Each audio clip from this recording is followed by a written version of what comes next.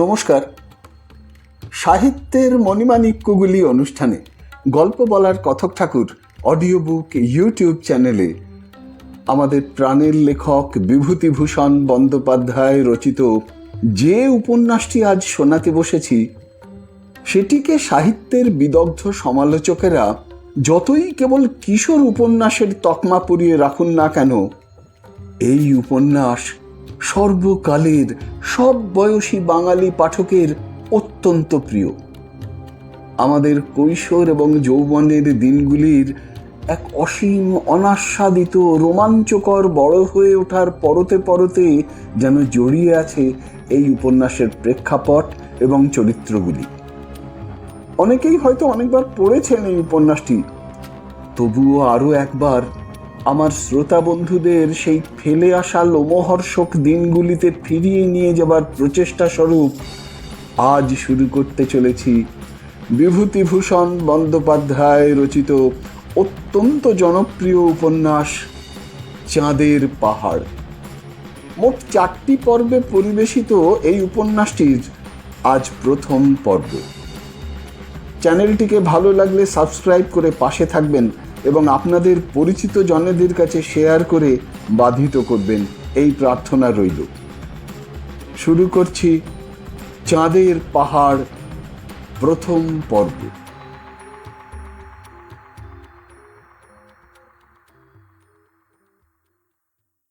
শঙ্কর একেবারে অজ পাড়া গাঁয়ের ছেলে। এইবার সে সবে এফএ পাস দিয়ে এসে গ্রামে বসেছে। কাজের মধ্যে সকালে বন্ধু বান্ধবদের বাড়িতে গিয়ে আড্ডা দেওয়া, দুপুরে আহার আনতে লম্বা ঘুম, বিকেলে পালঘাটের বাঁওরে মাছ ধরতে যাওয়া। সারা বৈশাখ এভাবে কাটাবার পর একদিন তার মা ডেকে বললেন, শোন, একটা কথা বলি শঙ্কর, তোর বাবার শরীর ভালো নয়। এ অবস্থায় আর তোর পড়াশোনা হবে কি করে? কে খরচ দেবে? এইবার একটা কিছু কাজের চেষ্টা দেখ। মায়ের কথাটা শঙ্করকে ভাবিয়ে তুললে। সত্যিই তার বাবার শরীর আজ কমাস থেকে খুব খারাপ যাচ্ছে। কলকাতার খরচ দেওয়া তার পক্ষে ক্রমেই অসম্ভব হয়ে উঠছে।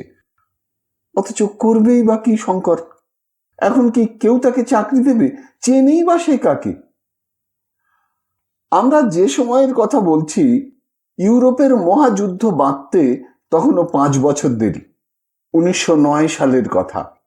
তখন চাকরির বাজার এতটা খারাপ ছিল না। শঙ্করদের গ্রামের এক ভদ্রলোক শ্যামনগরে না নৈহাটিতে পাটের কলে চাকরি করতেন।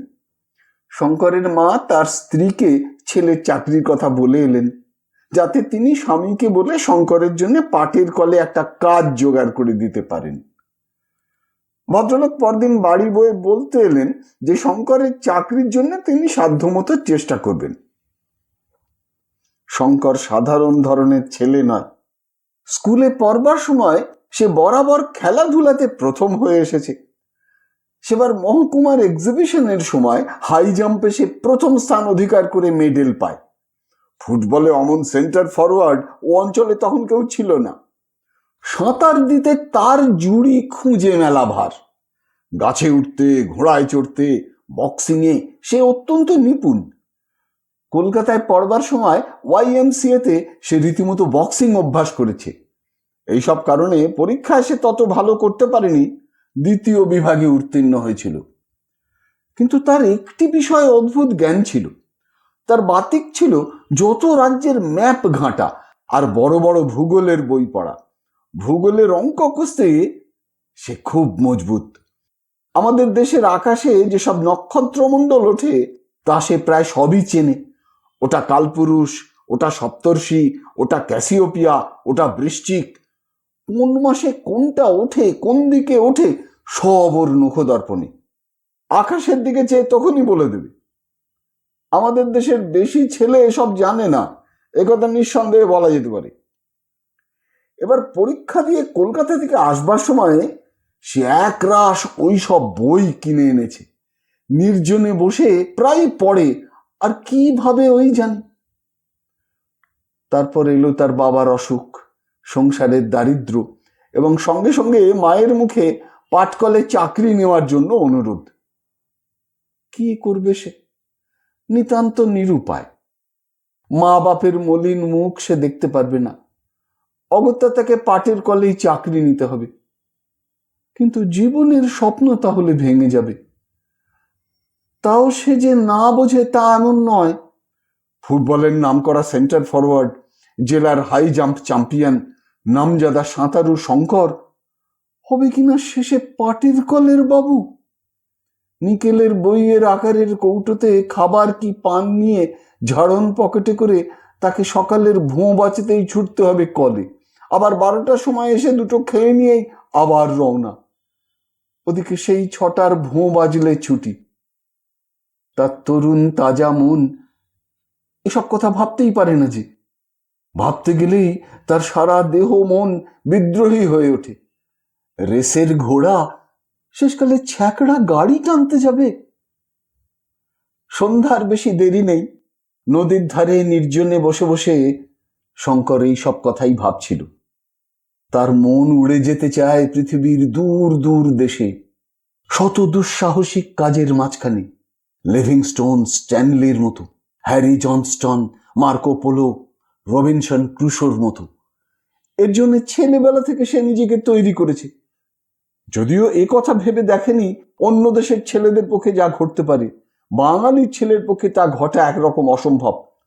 তারা তৈরি হয়েছে কেরানি, স্কুল মাস্টার, ডাক্তার বা উকিল হবার জন্য। অজ্ঞাত অঞ্চলের অজ্ঞাত পথে পাড়ি দেওয়ার আশা তাদের পক্ষে নিতান্তই দুরাশা। প্রদীপের মৃদু আলোয় সেদিন রাত্রে সে ওয়েস্টমার্কের বড় ভূগোলের বইখানা খুলে পড়তে বসল। এই বইখানার একটা জায়গা তাকে বড় মুগ্ধ করে। সেটা হচ্ছে প্রসিদ্ধ জার্মান ভূপর্যটক অ্যান্টন হাউপ্টম্যান লিখিত আফ্রিকার একটা বড় পর্বত, মাউন্টেন অফ দি মুন, চাঁদের পাহাড়। ওই পর্বতে আরোহণের অদ্ভুত বিবরণ। কতবার সে এটা পড়েছে, পড়বার সময় কতবার ভেবেছে হের হাউপ্টম্যানের মতো সেও একদিন যাবে মাউন্টেন অফ দ্য মুন জয় করতে।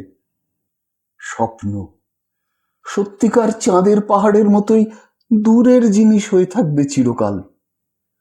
চাঁদের পাহাড় বুঝি পৃথিবীতে নামে? সে রাত্রে বড় অদ্ভুত একটা স্বপ্ন দেখলে সে। চারধারে ঘন বাঁশের জঙ্গল, বুনো হাতির দল মড়মড় করে বাঁশ ভাঙছে। সে আর একজন কে তার সঙ্গে, দুজনে একটা প্রকাণ্ড পর্বতে উঠছে। চারিধারের দৃশ্য ঠিক হাউপ্টম্যানের লেখা মাউন্টেন অব দ্য মুনের দৃশ্যের মতো। সেই ঘন বাঁশবন, সেই পরগাছা ঝোলানো বড় বড় গাছ, নিচে পচা পাতার রাশ, মাঝে মাঝে পাহাড়ের খালি গা, আর দূরে গাছপালার ফাঁকে জ্যোৎস্নায় ধোয়া সাদা ধপধপে চির তুষারে ঢাকা পর্বত শিখরটি এক একবার দেখা যাচ্ছে, এক একবার বনের আড়ালে চাপা পড়ছে। পরিষ্কার আকাশে দু একটি তারা এখানে ওখানে। একবার সত্যি সে যেন বুনো হাতির গর্জন শুনতে পেল। সমস্ত বনটা কেঁপে উঠল। এত বাস্তব বলে মনে হলো সেটা, যেন সেই ডাকেই তার ঘুম ভেঙে গেল। বিছানার ওপর উঠে বসল। ভোর হয়ে গিয়েছে। জানলার ফাঁক দিয়ে দিনের আলো ঘরের মধ্যে নেমে এসেছে। কি স্বপ্নটাই দেখেছে সে। ভোরের স্বপ্ন নাকি সত্যি হয় বলে তো অনেকে। অনেকদিন আগেকার একটা ভাঙা পুরনো মন্দির আছে তাদের গাঁয়ে। 12 ভূঁইয়ার এক ভূঁইয়ার জামাই মদন রায় নাকি প্রাচীন দিনে এই মন্দির তৈরি করেন। এখন মদন রায়ের বংশে কেউ নেই, মন্দির ভেঙে চুরে গিয়েছে। অশ্বত্থ গাছ, বট গাছ গজিয়েছে কার্নিশে। কিন্তু যেখানে ঠাকুরের বেদি, তার ওপরের খিলেনটা এখনো ঠিক আছে। কোনো মূর্তি নেই, তবুও শনি মঙ্গলবারে পুজো হয়। মেয়েরা বেদিতে সিঁদুর চন্দন মাখিয়ে রেখে যায়। সবাই বলে ঠাকুর বড় জাগ্রত, যে যা মানত করে তাই হয়। শঙ্কর সেদিন স্নান করে উঠে মন্দিরের একটা বটের ঝুড়ির গায়ে একটা ঢিল ঝুলিয়ে কি প্রার্থনা জানিয়ে এলো। বিকেলে সে গিয়ে অনেকক্ষণ মন্দিরের সামনে দূর্বাকাশের বনে বসে রইল। জায়গাটা পাড়ার মধ্যে হলেও বনে ঘেরা। কাছেই একটা পোড়ো বাড়ি। এদের বাড়িতে একটা খুন হয়ে গিয়েছিল শঙ্করের শিশুকালে। সেই থেকে বাড়ির মালিক এই গ্রাম ছেড়ে অন্যত্র বাস করছেন। সবাই বলে জায়গাটায় ভূতের ভয়, একা বড় কেউ এদিকে আসে না। শঙ্করের কিন্তু এই নির্জন মন্দির প্রাঙ্গণের নিরালা বনে চুপ করে বসে থাকতে বড় ভালো লাগে। ওর মনে আজ ভোরের স্বপ্নটা দাগ কেটে বসে গিয়েছে। এই বনের মধ্যে বসে শঙ্করের আবার সেই ছবিটা মনে পড়ল। সেই মর্মর করে বাঁশঝাড় ভাঙছে বুনো হাতির দল, পাহাড়ের অধিত্যকার নিবিড় বনে পাতালতার ফাঁকে ফাঁকে অনেক উঁচুতে পর্বতের জ্যোৎস্না পাণ্ডুর তুষারাবৃত শিখর দেশটা যেন কোন স্বপ্ন রাজ্যের সীমা নির্দেশ করছে। কত স্বপ্ন তো সে দেখেছে জীবনে, এত সুস্পষ্ট ছবি স্বপ্নে সে দেখেনি কোনোদিন। এমন গভীর রেখাপাত করেনি কোনো স্বপ্ন তার মনে। সব মিথ্যে।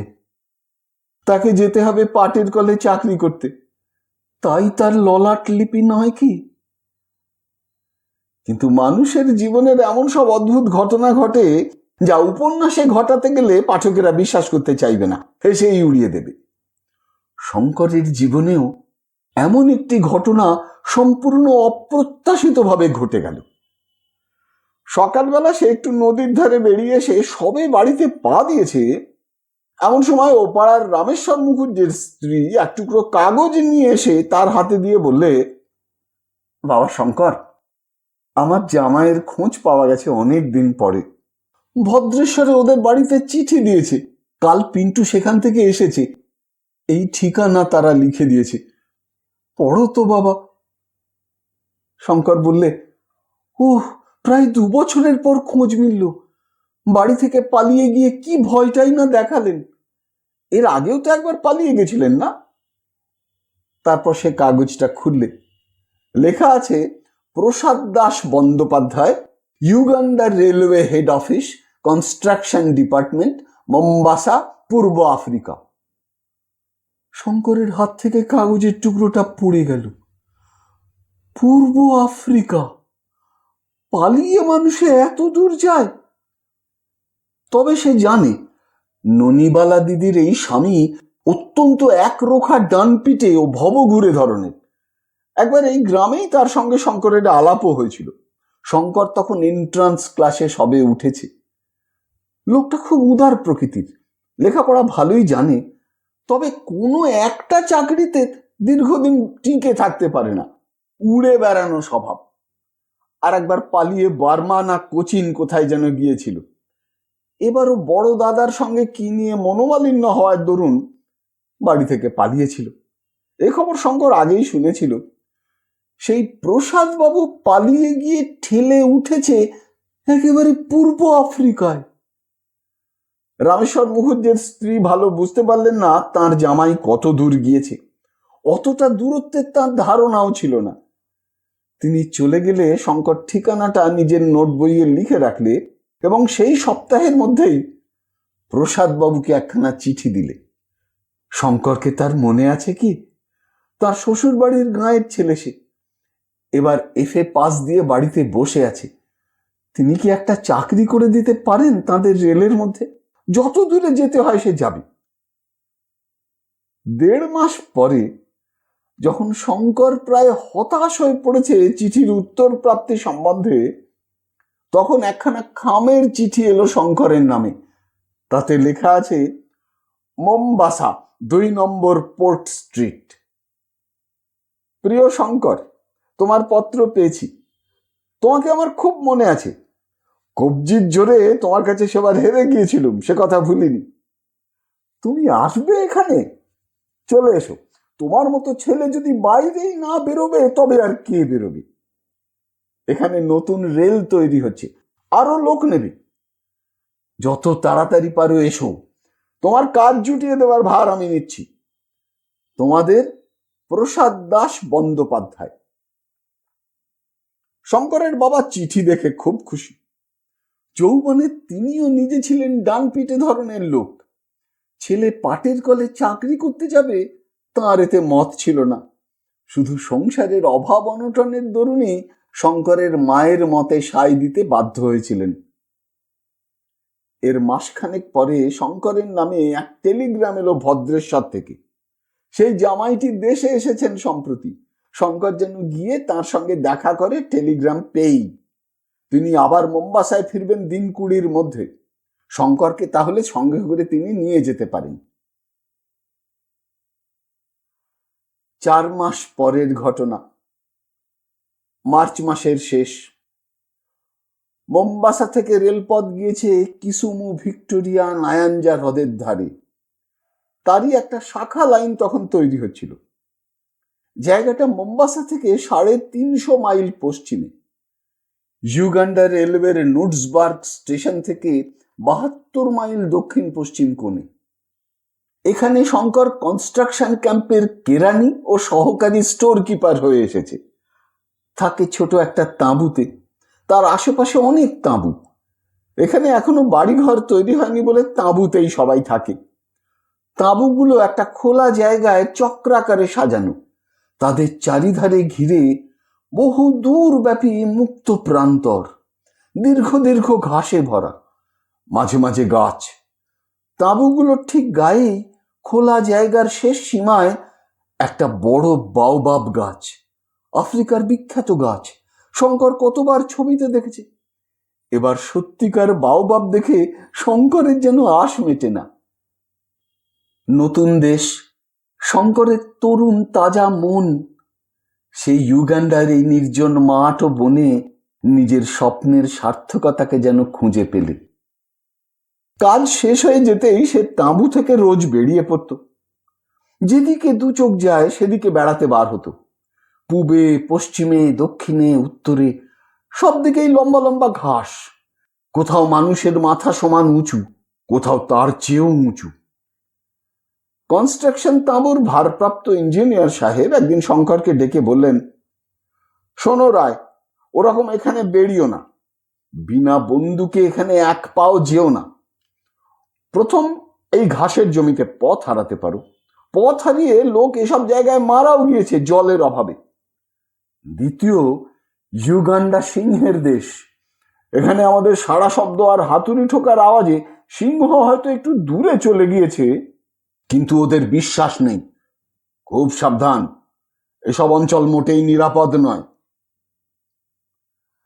একদিন দুপুরের পরে কাজকর্ম বেশ পুরোদমে চলছে। হঠাৎ তাঁবু থেকে কিছু দূরে লম্বা ঘাসের জমির মধ্যে মনুষ্য কণ্ঠের আর্তনাদ শোনা গেল। সবাই সেদিকে ছুটে গেল ব্যাপার কি দেখতে। শঙ্করও ছুটল। ঘাসের জমি পাতি পাতি করে খোঁজা হলো, কিছুই নেই সেখানে। কিসের চিৎকার তবে? ইঞ্জিনিয়ার সাহেব এলেন। কুলিদের নাম ডাকা হলো। দেখা গেল একজন কুলি অনুপস্থিত। অনুসন্ধানে জানা গেল সে একটু আগে ঘাসের বনের দিকে কি কাজে গিয়েছিল। তাকে ফিরে আসতে কেউ দেখেনি। খোঁজাখুঁজি করতে করতে ঘাসের বনের বাইরে বালির উপরে কটা সিংহের পায়ের দাগ পাওয়া গেল। সাহেব বন্দুক নিয়ে লোকজনের সঙ্গে পায়ের দাগ দেখে দেখে অনেক দূর গিয়ে একটা বড় পাথরের আড়ালে হতভাগ্য কুলির রক্তাক্ত দেহ বার করলেন। তাকে তাঁবুতে ধরাধরি করে নিয়ে আসা হলো, কিন্তু সিংহের কোনো চিহ্ন মিলল না। লোকজনের চিৎকারে সে শিকার ফেলে পালিয়েছে। সন্ধ্যার পূর্বেই কুলিটা মারা গেল। তাঁবুর চারিপাশের লম্বা ঘাস অনেক দূর পর্যন্ত কেটে সাফ করে দেওয়া গেল পরদিন। দিন কতক সিংহের কথা ছাড়া তাঁবুতে আর কোনো গল্পই নেই। তারপর মাসখানেক পরে ঘটনাটা পুরনো হয়ে গেল। সে কথা সকলের মনে চাপা পড়ে গেল। কাজকর্ম আবার বেশ চলল। সেদিন দিনে খুব গরম। সন্ধ্যার একটু পরেই কিন্তু ঠান্ডা পড়ল। কুলিদের তাঁবুর সামনে অনেক কাঠকুটো জ্বালিয়ে আগুন করা হয়েছে। সেখানে তাঁবুর সবাই গোল হয়ে গল্পগুজব করছে। শঙ্কর সেখানে আছে। সে ওদের গল্প শুনছে এবং অগ্নিকুণ্ডের আলোতে কেনিয়া মর্নিং নিউজ পড়ছে। খবরের কাগজখানা 5 দিনের পুরনো, কিন্তু এ জনহীন প্রান্তরে তবু এখানাতে বাইরের দুনিয়ার যা কিছু একটু খবর পাওয়া যায়। তিরুমল আপ্পা বলে একজন মাদ্রাজি কেরানির সঙ্গে শঙ্করের খুব বন্ধুত্ব হয়েছিল। তিরুমল তরুণ যুবক, বেশ ইংরাজি জানে, মনেও খুব উৎসাহ। সে বাড়ি থেকে পালিয়ে এসেছে অ্যাডভেঞ্চারের নেশায়। শঙ্করের পাশে বসে সে আজ সন্ধ্যা থেকে ক্রমাগত দেশের কথা, তার বাপ মায়ের কথা, তার ছোট বোনের কথা বলছে। ছোট বোনকে সে বড় ভালোবাসে। বাড়ি ছেড়ে এসে তার কথাই তিরুমলের বড় মনে হয়। একবার সে দেশের দিকে যাবে সেপ্টেম্বর মাসের শেষে। মাস 2 ছুটি মঞ্জুর করবে না সাহেব? ক্রমে রাত বেশি হলো, মাঝে মাঝে আগুন নিভে যাচ্ছে, আবার কুলিরা তাতে কাঠকুটো ফেলে দিচ্ছে। আরো অনেকে উঠে শুতে গেল। কৃষ্ণপক্ষের ভাঙা চাঁদ ধীরে ধীরে দূর দিগন্তে দেখা দিল। সমগ্র প্রান্তর জুড়ে আলো আঁধারে লুকোচুরি আর বুনো গাছের দীর্ঘ দীর্ঘ ছায়া। শঙ্করের ভারী অদ্ভুত মনে হচ্ছিল বহুদূর বিদেশের এই স্তব্ধ রাত্রির সৌন্দর্য। কুলিদের ঘরের একটা খুঁটিতে হেলান দিয়ে এক দৃষ্টে সে সম্মুখের বিশাল জনহীন তৃণভূমির আলো আঁধার মাখা রূপের দিকে চেয়ে চেয়ে কত কি ভাবছিল। ওই বাওবাব গাছটার ওদিকে অজানা দেশের সীমা কেপটাউন পর্যন্ত বিস্তৃত। মধ্যে পড়বে কত পর্বত, অরণ্য, প্রাগৈতিহাসিক যুগের নগর জিম্বারি, বিশাল ও বিভীষিকাময় কালাহারি মরুভূমি, হীরকের দেশ, সোনার খনির দেশ। একজন বড় স্বর্ণান্বেষী পর্যটক যেতে যেতে হঠাৎ হোঁচট খেয়ে পড়ে গেলেন।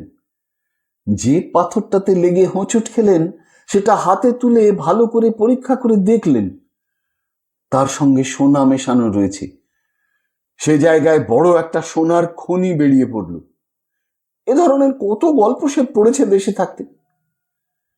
এই সেই আফ্রিকা, সেই রহস্যময় মহাদেশ, সোনার দেশ, হীরের দেশ। কত অজানা জাতি, অজানা দৃশ্যাবলী, অজানা জীবজন্তু এর সীমাহীন ট্রপিক্যাল অরণ্যে আত্মগোপন করে আছে। কে তার হিসেব রেখেছে? কত কি ভাবতে ভাবতে শঙ্কর কখন ঘুমিয়ে পড়েছে। হঠাৎ কিসের শব্দে তার ঘুম ভাঙল। সে ধড়মড় করে জেগে উঠে বসল।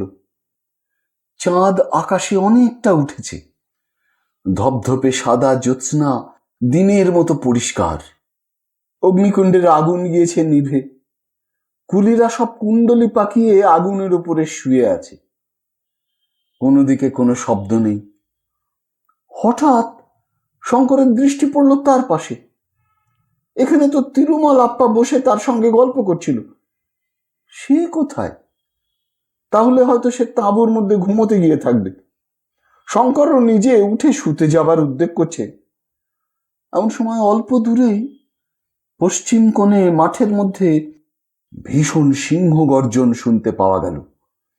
রাত্রির অস্পষ্ট জ্যোৎস্নালোকে যেন তাঁবু কেঁপে উঠল সেই রবে। কুলিরা ধর্মর করে জেগে উঠল। ইঞ্জিনিয়ার সাহেব বন্দুক নিয়ে তাঁবুর বাইরে এলেন। শঙ্কর জীবনে এই প্রথম শুনলে সিংহের গর্জন। সেই দিক দিশাহীন তৃণভূমির মধ্যে শেষ রাত্রের জ্যোৎস্নায় সেই গর্জন যে কি অনির্দেশ্য অনুভূতি তার মনে জাগালো, তা ভয় নয়, সে এক রহস্যময় ও জটিল মনোভাব।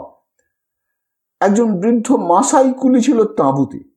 সে বললে, সিংহ লোক মেরেছে, লোক না মারলে এমন গর্জন করবে না। তাঁবুর ভেতর থেকে তিরুমলের সঙ্গী এসে হঠাৎ জানালে, তিরুমলের বিছানা শূন্য, সে তাঁবুর মধ্যেও কোথাও নেই। কথাটা শুনে সবাই চমকে উঠল। শঙ্কর নিজে তাঁবুর মধ্যে ঢুকে দেখে এলো সত্যিই সেখানে কেউ নেই। তখনই কুলিরা আলো জেলে লাঠি নিয়ে বেরিয়ে পড়ল। সব তাঁবুগুলোতে খোঁজ করা হলো। নাম ধরে চিৎকার করে ডাকাডাকি করলে সবাই মিলে। তিরুমলের কোনো সাড়া মিলল না। তিরুমল যেখানটাতে শুয়েছিল সেখানটাতে ভালো করে দেখা গেল তখন একটা কোনো ভারী জিনিসকে টেনে নিয়ে যাওয়ার দাগ মাটির ওপর সুস্পষ্ট। ব্যাপারটা বুঝতে কারো দেরি হলো না। বাওবাব গাছের কাছে তিরুমলের জামার হাতার খানিকটা টুকরো পাওয়া গেল। ইঞ্জিনিয়ার সাহেব বন্দুক নিয়ে আগে আগে চললেন। শঙ্কর তার সঙ্গে চলল। কুলিরা তাদের অনুসরণ করতে লাগলো। সেই গভীর রাত্রে তাঁবু থেকে দূরে মাঠে চারিদিকে অনেক জায়গা খোঁজা হলো। তিরুমলের দেহের কোনো সন্ধান মিলল না। এবার আবার সিংহ গর্জন শোনা গেল, কিন্তু দূরে, যেন এই নির্জন প্রান্তরের অধিষ্ঠাত্রী কোনো রহস্যময়ী রাক্ষসীর বিকট চিৎকার। মাসাই কুলিটা বলল, সিংহ দেহ নিয়ে চলে যাচ্ছে, কিন্তু ওকে নিয়ে আমাদের ভুগতে হবে। আরো অনেকগুলো মানুষ ঘায়েল না করেও ছাড়বে না। সবাই সাবধান। যে সিংহ একবার মানুষ খেতে শুরু করে সে অত্যন্ত ধূর্ত হয়ে ওঠে। রাত যখন 3টে, তখন সবাই ফিরল তাঁবুতে। বেশ ফুটফুটে জ্যোৎস্নায় সারা মাঠ আলো হয়ে উঠেছে। আফ্রিকার এই অংশে পাখি বড় একটা দেখা যায় না দিনমানে, কিন্তু এক ধরনের রাত্রিচর পাখির ডাক শুনতে পাওয়া যায় রাত্রি। সে সুর অপার্থিব ধরনের মিষ্টি। এইমাত্র সেই পাখি কোন গাছের মাথায় বহু দূরে ডেকে উঠল। মনটা এক মুহূর্তে উদাস করে দেয়। শঙ্কর ঘুমোতে গেল না, আর সবাই তাঁবুর মধ্যে শুতে গেল, কারণ পরিশ্রম কারো কম হয়নি। তাঁবুর সামনে কাঠকুটো জ্বালিয়ে প্রকাণ্ড অগ্নিকুণ্ড করা গেল। শঙ্কর সাহস করে বাইরে বসতে অবশ্যই পারলে না। এরকম দুঃসাহসের কোনো অর্থ হয় না। তবে সে নিজের খড়ের ঘরে শুয়ে জানালা দিয়ে বিস্তৃত জ্যোৎস্নালোকিত অজানা প্রান্তরের দিকে চেয়ে রইল। মনে কি এক অদ্ভুত ভাব। তিরুমলের অদৃষ্ট লিপি এর জন্যেই বোধহয় তাকে আফ্রিকায় টেনে এনেছিল। তাকেই বা কি জন্য এখানে এনেছে তার অদৃষ্ট, কে জানে তার খবর। আফ্রিকা অদ্ভুত সুন্দর দেখতে, কিন্তু আফ্রিকা ভয়ঙ্কর। দেখতে বাবলা বনে ভর্তি বাংলাদেশের মাঠের মতো দেখালে কি হবে? আফ্রিকা অজানা মৃত্যু সংকুল, যেখানে সেখানে অতর্কিত নিষ্ঠুর মৃত্যুর ফাঁদ পাতা। পর মুহূর্তে কি ঘটবে এ মুহূর্তে তা কেউ বলতে পারে না। আফ্রিকা প্রথম বলি গ্রহণ করেছে তরুণ হিন্দু যুবক তিরুমলকে। সে বলি চায়। তিরুমল তো গেল। সঙ্গে সঙ্গে ক্যাম্পে পরদিন থেকে এমন অবস্থা হয়ে উঠল যে আর সেখানে সিংহের উপদ্রবে থাকা যায় না। মানুষ খেকো সিংহ অতি ভয়ানক জানোয়ার। যেমন সে ধূর্ত, তেমনি সাহসী। সন্ধে তো দূরের কথা, দিনও মানেই একা বেশি দূর যাওয়া যায় না। সন্ধ্যার আগে তাঁবুর মাঠে নানা জায়গায় বড় বড় আগুনের কুণ্ড করা হয়। কুলিরা আগুনের কাছ ঘেঁষে বসে গল্প করে, রান্না করে, সেখানে বসেই খাওয়া দাওয়া করে। ইঞ্জিনিয়ার সাহেব বন্দুক হাতে রাত্রে 3-4 বার তাঁবুর চারিদিকে ঘুরে ঘুরে পাহারা দেন, ফাঁকা দেওর করেন। এত সতর্কতার মধ্যেও একটা কুলিকে সিংহ নিয়ে পালালো তিরুমলকে মারবার ঠিক 2 দিন পরে, সন্ধ্যা রাত্রি। তারপর দিন একটা সোমালি কুলি দুপুরে তাঁবু থেকে 300 গজের মধ্যে পাথরের ঢিবিতে পাথর ভাঙতে গেল। সন্ধে সে আর ফিরে এলো না।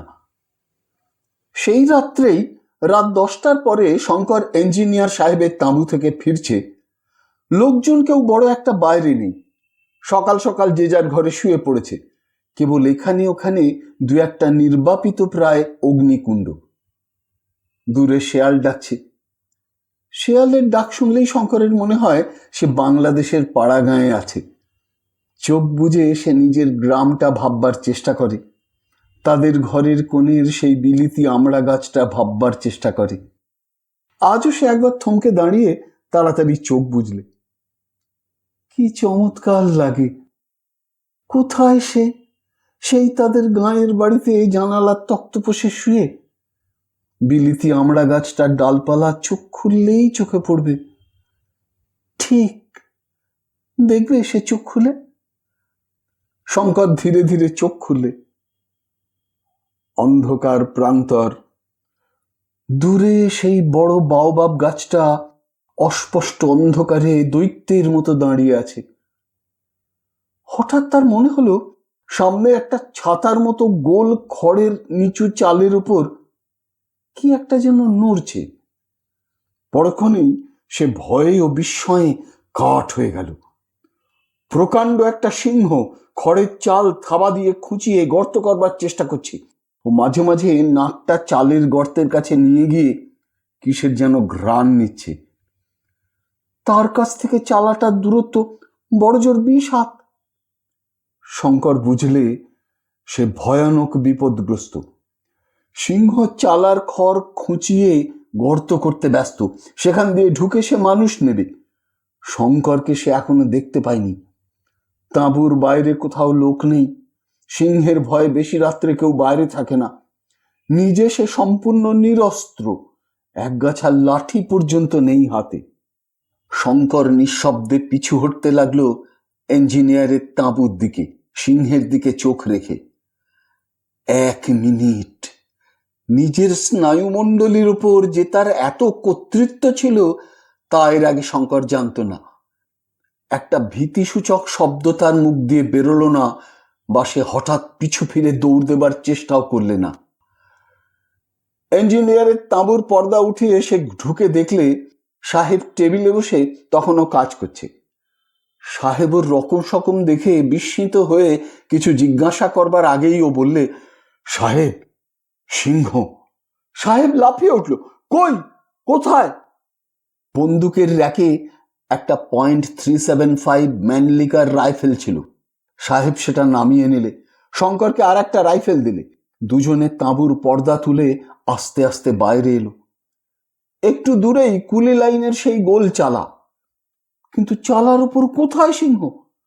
শঙ্কর আঙুল দিয়ে দেখিয়ে বললে, এই মাত্র দেখে গেলাম স্যার, ওই চালার ওপর সিংহ থাবা দিয়ে খড় খোঁচাচ্ছে। সাহেব বললে, পালিয়েছে, জাগাও সবাইকে। একটু পরেই তাঁবুতে মহা শোরগোল পড়ে গেল। লাঠি, সড়কি, গাঁতি, মুগুর নিয়ে কুলির দল হল্লা করে বেরিয়ে পড়ল। খোঁজ খোঁজ চারদিকে।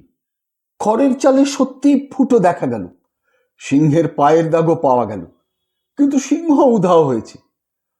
আগুনের কুণ্ডে বেশি করে কাঠ ও শুকনো খড় ফেলে আগুন আবার জ্বালানো হলো। সে রাত্রে অনেকেরই ভালো ঘুম হলো না, কিন্তু তাঁবুর বাইরেও বড় একটা কেউ রইল না।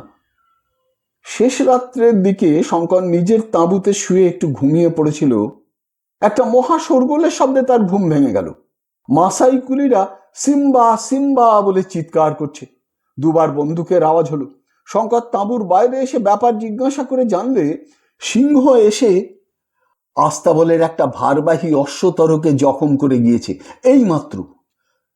সবাই শেষ রাত্রে একটু ঝিমিয়ে পড়েছে, আর সেই সময় এই কাণ্ড।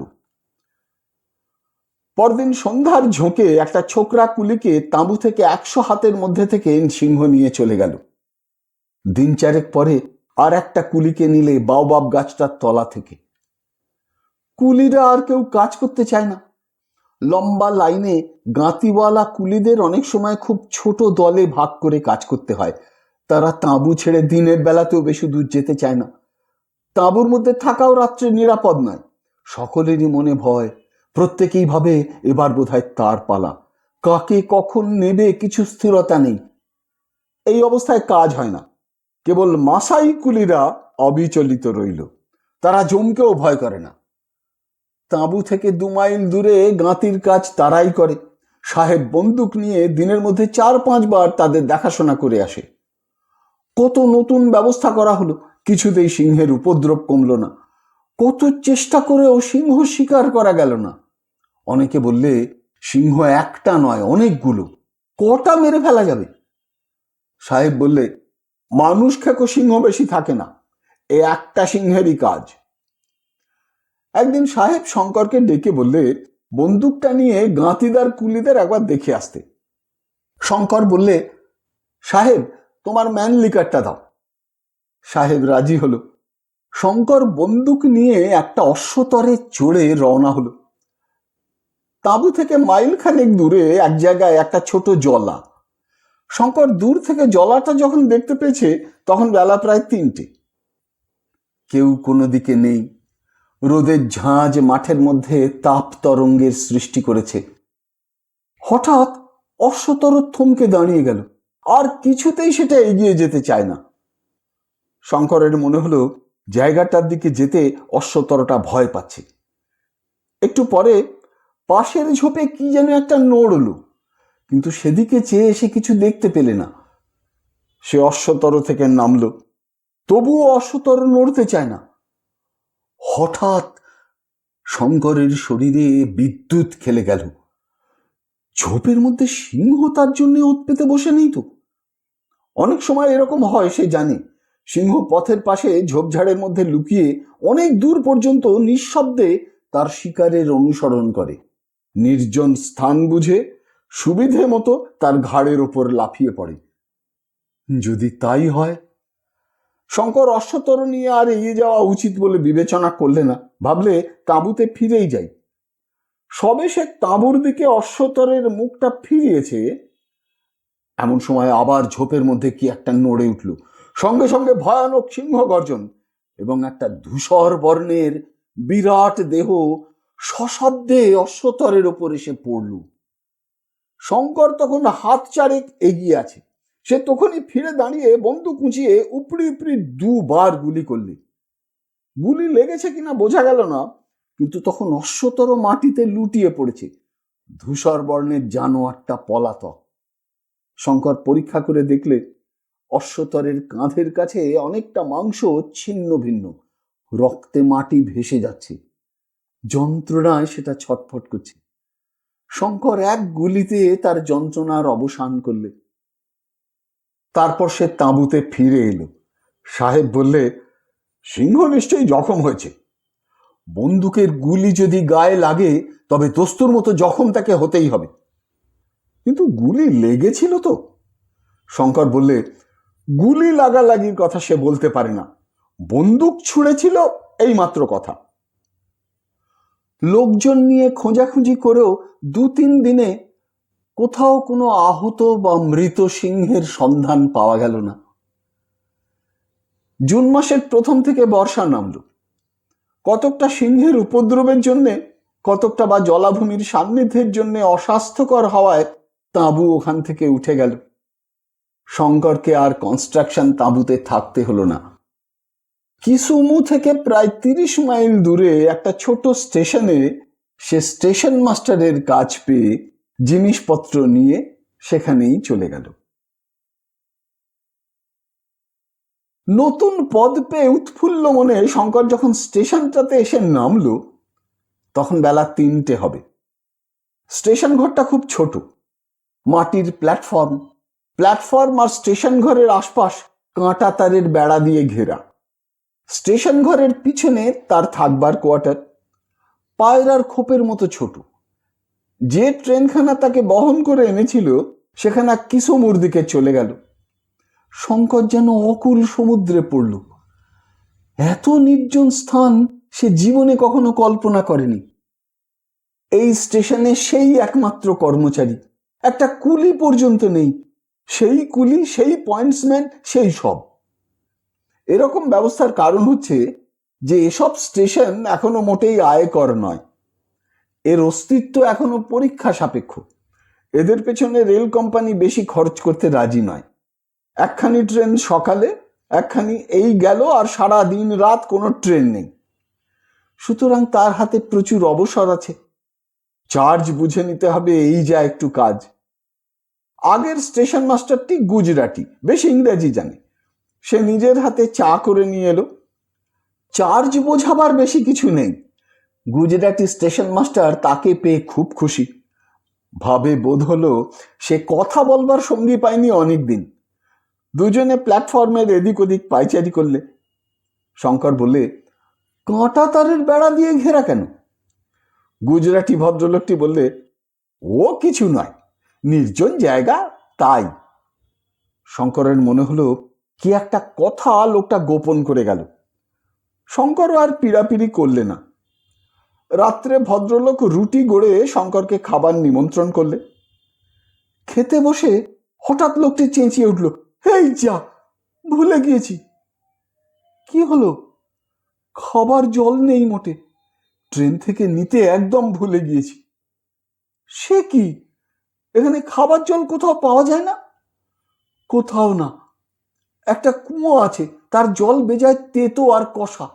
সে জলে বাসন মাজা ছাড়া অন্য কোনো কাজ হয় না। খাবার জল ট্রেন থেকেই দিয়ে যায়। বেশ জায়গা বটে, খাবার জল নেই, মানুষজন নেই, এখানে স্টেশন করেছে কেন তা শঙ্কর বুঝতে পারলে না। পরদিন সকালে ভূতপূর্ব স্টেশন মাস্টার চলে গেল। শঙ্কর পড়ল একা।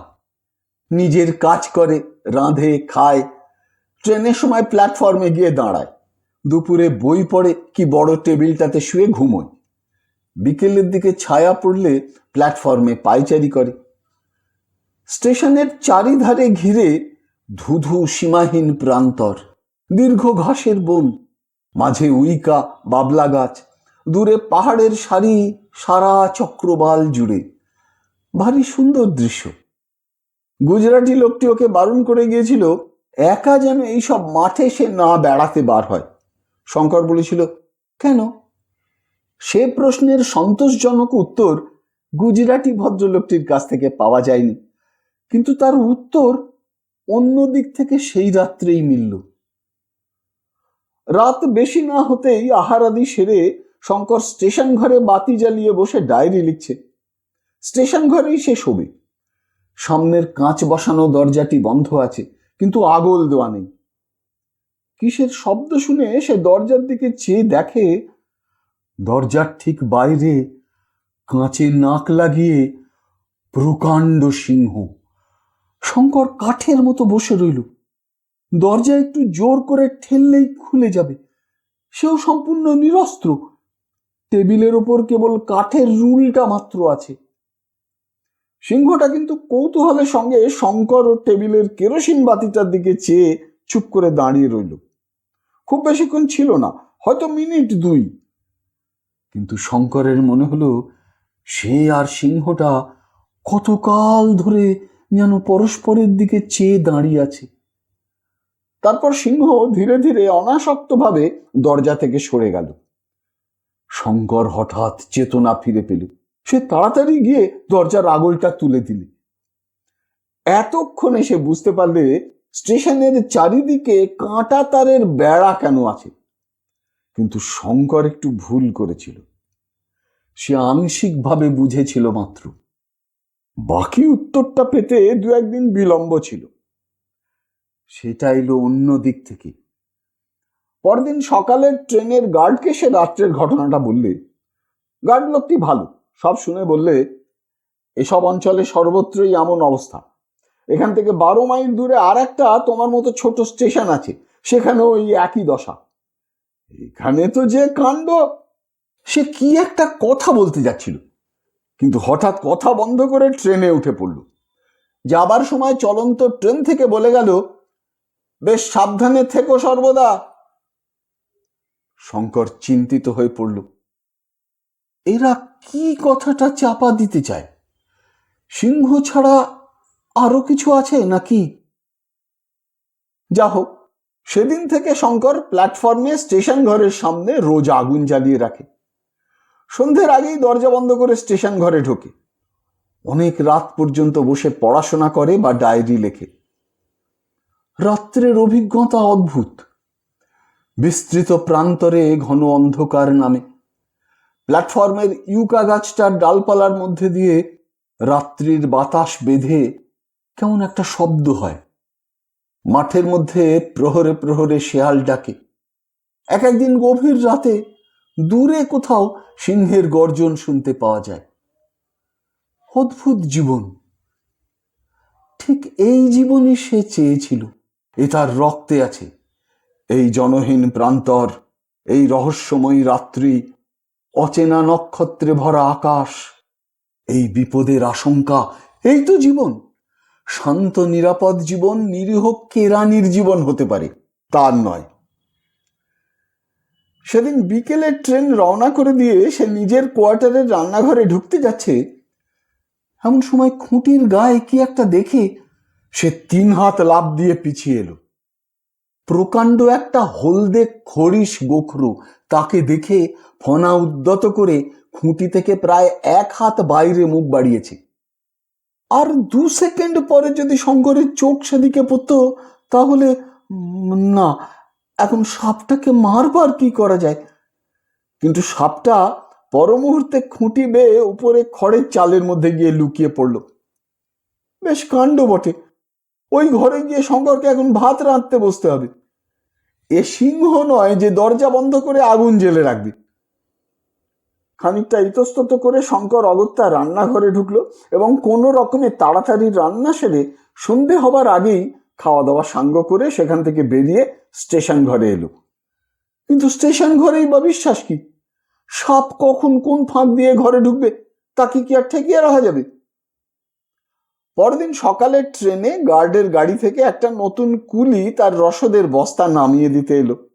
সপ্তাহে 2 দিন মোম্বাসা থেকে চাল আর আলু রেল কোম্পানি এইসব নির্জন স্টেশনের কর্মচারীদের পাঠিয়ে দেয়। মাসিক বেতন থেকে এর দাম কেটে নেওয়া হয়। যে কুলিটা রসদের বস্তা নামিয়ে দিতে এলো সে ইন্ডিয়ান, গুজরাট অঞ্চলে বাড়ি। সে বস্তাটা নামিয়ে কেমন যেন অদ্ভুতভাবে চাইলে শঙ্করের দিকে, এবং পাছে শঙ্কর তাকে কিছু জিজ্ঞেস করে এই ভয়েই যেন তাড়াতাড়ি গাড়িতে গিয়ে উঠে পড়ল। কুলির সে দৃষ্টি শঙ্করের চোখ এড়ায়নি। কি রহস্য জড়িত আছে যেন এই জায়গাটার সঙ্গে, কেউ তা ওর কাছে প্রকাশ করতে চায় না। প্রকাশ করা যেন বারণ আছে। ব্যাপার কি? দিন 2 পরে ট্রেন পাস করে সে নিজের কোয়ার্টারে ঢুকতে যাচ্ছে, আর একটু হলেই সাপের ঘাড়ে পা দিয়েছিল আর কি। সেই খরিশ গোখরো সাপ। পূর্বদৃষ্ট সাপটাও হতে পারে, নতুন একটা যে নয় তারও কোনো প্রমাণ নেই। শঙ্কর সেই দিন স্টেশন ঘর, নিজের কোয়ার্টার ও চারধারের জমি ভালো করে পরীক্ষা করে দেখলে সারা জায়গা মাটিতে বড় বড় গর্ত। কোয়ার্টারের উঠোনে, রান্নাঘরের দেওয়ালে, কাঁচা প্ল্যাটফর্মের মাঝে মাঝে সর্বত্র গর্ত ও ফাটল আর ইঁদুরের মাটি। তবুও সে কিছু বুঝতে পারলে না। একদিন সে স্টেশন ঘরে ঘুমিয়ে আছে। রাত অনেক, ঘর অন্ধকার। হঠাৎ শঙ্করের ঘুম ভেঙে গেল।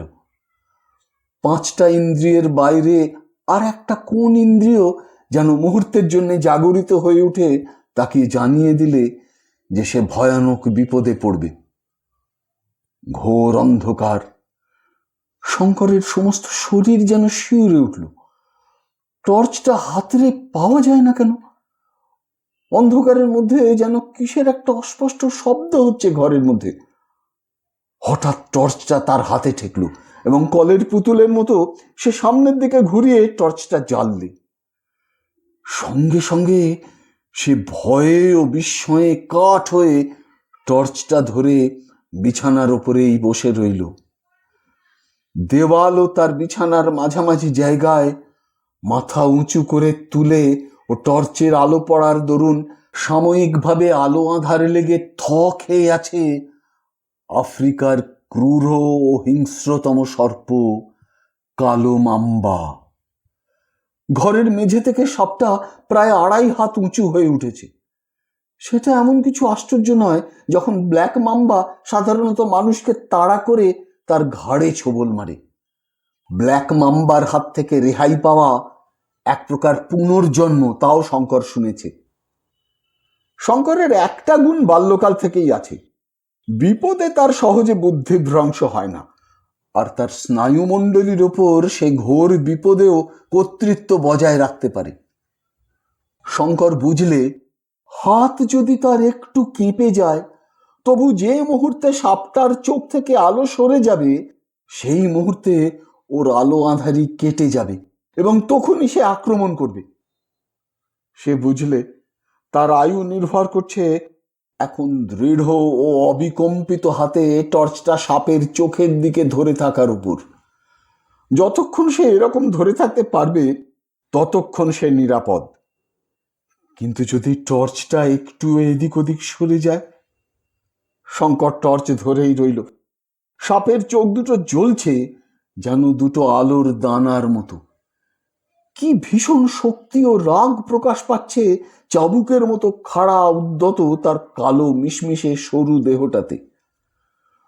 শঙ্কর ভুলে গেল চারিপাশের সব আসবাবপত্র, আফ্রিকা দেশটা, তার রেলের চাকরি, মোম্বাসা থেকে কিসুমু লাইনটা, তার দেশ, তার বাবা মা, সমস্ত জগৎটা শূন্য হয়ে গিয়ে সামনের ওই দুটো জলজলে আলোর দানায় পরিণত হয়েছে। তার বাইরে সব শূন্য, অন্ধকার, মৃত্যুর মতো শূন্য, প্রলয়ের পরের বিশ্বের মতো অন্ধকার। সত্য কেবল ওই মহাহিংস্র উদ্যত ফনা সর্প, যেটা প্রত্যেক ছোবলে 1500 মিলিগ্রাম তীব্র বিষ ক্ষতস্থানে ঢুকিয়ে দিতে পারে এবং দেবার জন্য ওত পেতে রয়েছে। শঙ্করের হাত ঝিমঝিম করছে, আঙুল অবশ হয়ে আসছে, কনুই থেকে বগল পর্যন্ত হাতের যেন সাড়া নেই। কতক্ষণ টর্চ ধরে থাকবে? আলোর দানা দুটো হয়তো সাপের চোখ নয়, জোনাকি পোকা কিংবা নক্ষত্র, কিংবা টর্চের ব্যাটারির তেজ কমে আসছে না? সাদা আলো যেন হলদে ও নিস্তেজ হয়ে আসছে না? কিন্তু জোনাকি পোকা কিংবা নক্ষত্র দুটো তেমনি জ্বলছে। রাত না দিন, ভোর হবে না সন্ধে হবে? শঙ্কর নিজেকে সামলে নিলে। ওই চোখ দুটোর জ্বালাময়ী দৃষ্টি তাকে যেন মোহগ্রস্ত করে তুলেছে। সে সজাগ থাকবে। এ তেপান্তরের মাঠে চেঁচালেও কেউ কোথাও নেই সে জানে। তার নিজের স্নায়ুমণ্ডলীর দৃঢ়তার উপর নির্ভর করছে তার জীবন। কিন্তু সে পারছে না, যে হাত যেন টন টন করে অবশ হয়ে আসছে। আর কতক্ষণ সে টর্চ ধরে থাকবে? সাপে না হয় ছোবল দিক, কিন্তু হাতখানা একটু নামিয়ে নিলে সে আরাম বোধ করবে এখন। ঠিক তারপরেই ঘড়িতে ঢং ঢং ঢং করে 3টে বাজলো। ঠিক রাত 3টে পর্যন্তই বোধহয় শঙ্করের আয়ু ছিল, কারণ 3টে বাজবার সঙ্গে সঙ্গে তার হাত কেঁপে উঠে নড়ে গেল। সামনের আলোর দানা গেল নিভে, কিন্তু সাপ কই? তাড়া করে এলো না কেন? পরক্ষণেই শঙ্কর বুঝতে পারলে সাপটাও সাময়িক মোহগ্রস্ত হয়েছে তার মতো। এই অবসর! বিদ্যুতের চেয়েও বেগে সে টেবিল থেকে এক লাফ মেরে অন্ধকারের মধ্যে দরজার আগল খুলে ফেলে ঘরের বাইরে গিয়ে দরজাটা বাইরে থেকে বন্ধ করে দিলে। সকালে ট্রেন এলো। শঙ্কর বাকি রাতটা প্ল্যাটফর্মেই কাটিয়েছে। ট্রেনের গার্ডকে বললে সব ব্যাপার। গার্ড বললে, চলো দেখি স্টেশন ঘরের মধ্যে। ঘরের মধ্যে কোথাও সাপের চিহ্নও পাওয়া গেল না। গার্ড লোকটা ভালো, বললে, বলি তবে শোনো, খুব বেঁচে গিয়েছ কাল রাত্রে। এতদিন কথাটা তোমায় বলিনি, পাছে ভয় পাও। তোমার আগে যিনি স্টেশন মাস্টার এখানে ছিলেন, তিনিও সাপের উপদ্রবেই এখান থেকে পালান। তার আগে 2জন স্টেশন মাস্টার এই স্টেশনের কোয়ার্টারে সাপের কামড়েই মরেছে। আফ্রিকার ব্ল্যাক মাম্বা যেখানে থাকে, তার ত্রিসীমানায় লোক আসে না। বন্ধু ভেবে কথাটা বললাম, ওপরওয়ালাদের বলো না যেন যে আমার কাছ থেকে এই কথা শুনেছ। ট্রান্সফারের দরখাস্ত করো। শঙ্কর বললে, দরখাস্তের উত্তর আসতেও তো দেরি হবে। তুমি একটা উপকার করো, আমি এখানে একেবারে নিরস্ত্র। আমাকে একটা বন্দুক কি রিভলভার যাবার পথে দিয়ে যাও, আর কিছু কার্বলিক অ্যাসিড। ফেরবার পথেই কার্বলিক অ্যাসিডটা আমাকে দিয়ে যাও। ট্রেন থেকে সে একটা কুলিকে নামিয়ে নিলে এবং দুজনে মিলে সারাদিন সর্বত্র গর্ত বুঝিয়ে বেড়ালে। পরীক্ষা করে দেখে মনে হলো, কাল রাত্রে স্টেশন ঘরের পশ্চিমের দেওয়ালের কোণে একটা গর্ত থেকে সাপটা বেরিয়েছিল। গর্তগুলো ইঁদুরের। বাইরের সাপ দিনমানে ইঁদুর খাবার লোভে গর্তে ঢুকেছিল হয়তো। গর্তটা বেশ ভালো করে বুঝিয়ে দিলে। ডাউন ট্রেনের গার্ডের কাছ থেকে 1 বোতল কার্বলিক অ্যাসিড পাওয়া গেল। ঘরের সর্বত্র ও আশেপাশে সে অ্যাসিড ছড়িয়ে দিলে। কুলিটা তাকে একটা বড় লাঠি দিয়ে গেল। 2-3 দিনের মধ্যে রেল কোম্পানি থেকে ওকে একটা বন্দুক দিলে। স্টেশনে জলের বড় কষ্ট। ট্রেন থেকে জল দেয়, তাতে রান্না খাওয়া কোনো রকমে চলে, স্নান আর হয় না। এখানকার কুয়োর জলও শুকিয়ে গিয়েছে। একদিন সে শুনলে স্টেশন থেকে মাইল 3 দূরে একটা জলাশয় আছে, সেখানে ভালো জল পাওয়া যায়, মাছও আছে। স্নান ও মাছ ধরার আকর্ষণে একদিন সে সকালে ট্রেন রওনা করিয়ে দিয়ে সেখানে মাছ ধরতে চলল। সঙ্গে একজন সোমালি কুলি সে পথ দেখিয়ে নিয়ে গেল। মাছ ধরবার সাজ সরঞ্জাম মোম্বাসা থেকে আনিয়ে নিয়েছিল। জলাশয়টা মাঝারি গোছের, চারিধারে উঁচু ঘাসের বন, ইউকা গাছ, নিকটেই একটা অনুচ্চ পাহাড়। জলে সে স্নান সেরে উঠে ঘন্টা দুই ছিপ ফেলে ট্যাংরা জাতীয় ছোট ছোট মাছ অনেকগুলি পেলে। মাছ অদৃষ্টে জোটেনি অনেকদিন, কিন্তু আর বেশি দেরি করা চলবে না, কারণ আবার বিকেল 4টের মধ্যে স্টেশনে পৌঁছানো চাই বিকেলের ট্রেন পাস করাবার জন্যে। প্রায়ই সে মাঝে মাঝে মাছ ধরতে যায়, কোনোদিনও সঙ্গে লোক থাকে, প্রায়ই সে একাই যায়। স্নানের কষ্টও তার ঘুচেছে। গ্রীষ্মকাল ক্রমেই প্রখর হয়ে উঠল। আফ্রিকার দারুণ গ্রীষ্ম। বেলা 9টার পর থেকে আর রৌদ্রে যাওয়া যায় না। 11টার পর থেকে শঙ্করের মনে হয় যেন দিক বিদিক দাউ দাউ করে জ্বলছে। তবুও সে ট্রেনের লোকের মুখে শুনলে মধ্য আফ্রিকা ও দক্ষিণ আফ্রিকার গরমের কাছে এ নাকি কিছুই নয়। শীঘ্রই এমন একটা ঘটনা ঘটল যা থেকে শঙ্করের জীবনের গতি মোড় ঘুরে অন্য পথে চলে গেল। একদিন সকালের দিকে শঙ্কর মাছ ধরতে গিয়েছিল। যখন ফিরছে তখন বেলা 3টে। স্টেশন যখন আর মাইলটা কাছে, তখন শঙ্করের কানে গেল সেই রৌদ্রদগ্ধ প্রান্তরের মধ্যে কে যেন কোথায় অস্ফুট আর্তস্বরে কি বলছে। কোন দিক থেকে শটটা আসছে লক্ষ্য করে কিছু দূর যেতেই দেখলে একটা ইউকা গাছের নিচে স্বল্পমাত্র ছায়াটুকুতে কে যেন একজন বসে আছে। শঙ্কর দ্রুত পদে তার নিকটে গেল। লোকটা ইউরোপিয়ান, পরনে তালি দেওয়া ছিন্ন ও মলিন কোট প্যান্ট, একমুখ লাল দাড়ি, বড় বড় চোখ, মুখের গড়ন বেশ সুশ্রী, দেহও বেশ বলিষ্ঠ ছিল বোঝা যায়, কিন্তু সম্ভবত রোগে কষ্টে ও অনাহারে বর্তমানে শীর্ণ। লোকটা গাছের গুড়ি হেলান দিয়ে অবসন্নভাবে পড়ে আছে। তার মাথার মলিন শোলার টুপিটা একদিকে গড়িয়ে পড়েছে মাথা থেকে, পাশে একটা খাকি কাপড়ের বড় ঝোলা। শঙ্কর ইংরেজিতে জিজ্ঞেস করলে, তুমি কোথা থেকে আসছো? লোকটা কথার উত্তর না দিয়ে মুখের কাছে হাত নিয়ে গিয়ে জলপানের ভঙ্গি করে বললে, একটু জল, জল। শঙ্কর বললে, এখানে তো জল নেই, আমার উপর ভর দিয়ে স্টেশন পর্যন্ত আসতে পারবে? অতি কষ্টে খানিকটা ভর দিয়ে এবং শেষের দিকে একরকম শঙ্করের কাঁধে চেপে লোকটা প্ল্যাটফর্মে পৌঁছলো। ওকে আনতে গিয়ে দেরি হয়ে গেল। বিকেলের ট্রেন ওর অনুপস্থিতিতেই চলে গিয়েছে। ও লোকটাকে স্টেশন ঘরে বিছানা পেতে শোয়ালে, জল খাইয়ে সুস্থ করলে, কিছু খাদ্যও এনে দিলে।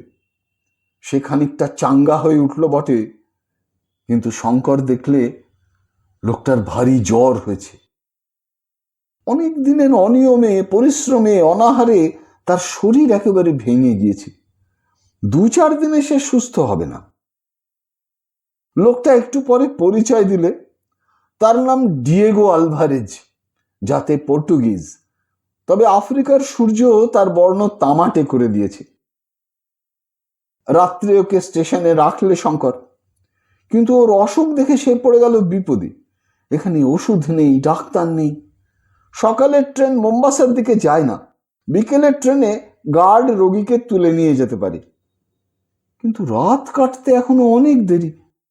বিকেলের গাড়িখানা স্টেশনে এসে যদি পাওয়া যেত তবে তো কোনো কথাই ছিল না। শঙ্কর রোগীর পাশে রাত জেগে বসে রইল। লোকটির শরীরে কিছু নেই, খুব সম্ভব কষ্ট ও অনাহার ওর অসুখের কারণ।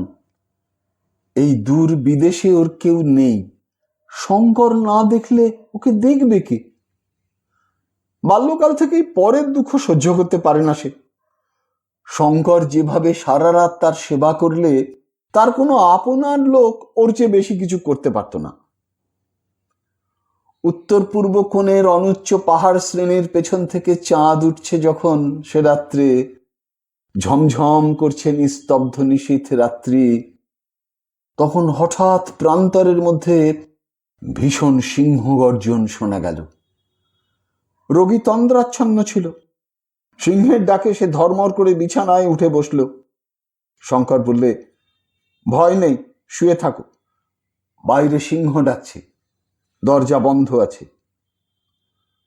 তারপর শঙ্কর আস্তে আস্তে দরজা খুলে প্ল্যাটফর্মে এসে দাঁড়ালো। দাঁড়িয়ে চারিধারে দেখবা মাত্রই যেন সে রাত্রির অপূর্ব দৃশ্য তাকে মুগ্ধ করে ফেললে। চাঁদ উঠছে দূরের আকাশ প্রান্তে, ইউকা গাছে লম্বা লম্বা ছায়া পড়েছে পূব থেকে পশ্চিম, ঘাসের বন যেন রহস্যময় নিষ্পন্দ। সিংহ ডাকছে স্টেশন কোয়ার্টারের পেছনে প্রায় 500 গজের মধ্যে।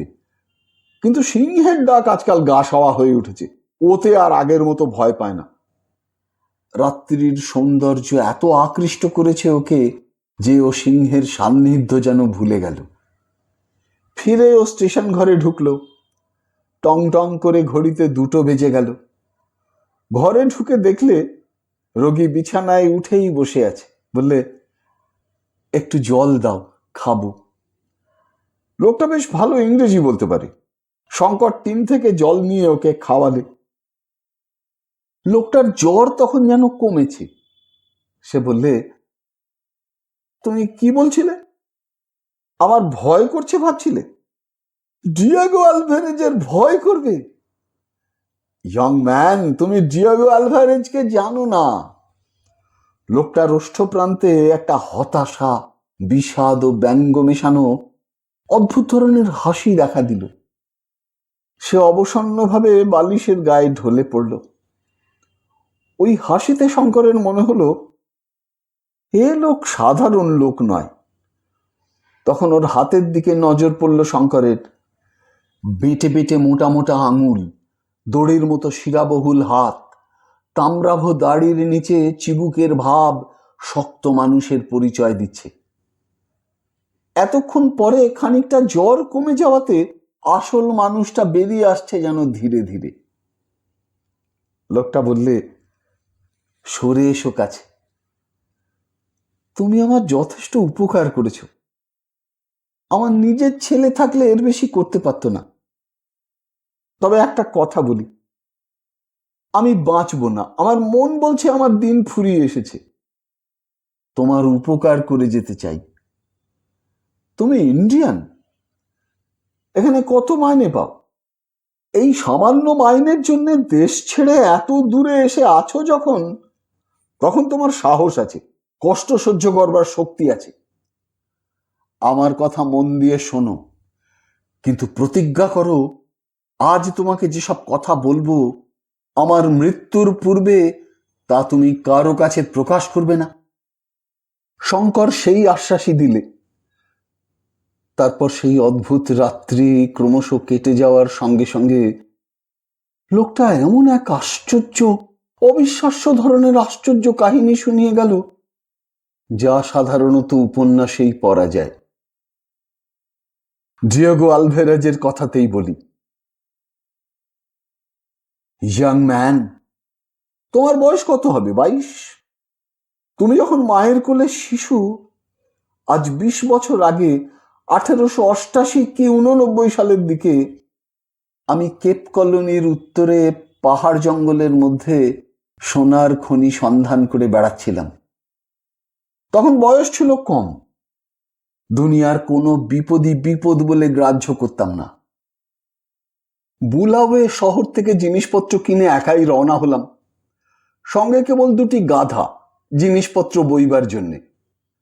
জাম্বেজি নদী পার হয়ে চলেছি। পথ ও দেশ সম্পূর্ণ অজ্ঞাত, শুধু ছোটখাটো পাহাড়, ঘাস, মাঝে মাঝে কাফিরদের বস্তি। ক্রমে যেন মানুষের বাস কমে এলো। এমন এক জায়গায় উপস্থিত এসে পৌঁছানো গেল যেখানে এর আগে কখনো কোনো ইউরোপিয়ান আসেনি। যেখানে নদী বা খাল দেখি কিংবা পাহাড় দেখি, সকলের আগে সোনার স্তরের সন্ধান করি। লোকে কত কি পেয়ে বড় মানুষ হয়ে গিয়েছে দক্ষিণ আফ্রিকায়, এই সম্বন্ধে বাল্যকাল থেকে কত কাহিনী শুনে এসেছিলুম। সেই সব গল্পের মোহই আমায় আফ্রিকায় নিয়ে এসে ফেলেছিল। কিন্তু বৃথাই 2 বৎসর ধরে নানা স্থানে ঘুরে বেড়ালুম। কত অসহ্য কষ্ট সহ্য করলুম এই 2 বছরে, একবার তো সন্ধান পেয়েও হারালুম। সেদিন একটা হরিণ শিকার করেছি সকালের দিকে। তাঁবু খাটিয়ে মাংস রান্না করে শুয়ে পড়লুম দুপুরবেলা, কারণ দুপুরের রোদে পথ চলা সেসব জায়গায় একরকম অসম্ভব। 115 ডিগ্রি থেকে 130 ডিগ্রি পর্যন্ত উত্তাপ হয় গ্রীষ্মকালে। বিশ্রামের পরে বন্দুক পরিষ্কার করতে গিয়ে দেখি বন্দুকের নলের মাছিটা কোথায় হারিয়ে গিয়েছে। মাছি না থাকলে রাইফেলের তাগ ঠিক হয় না।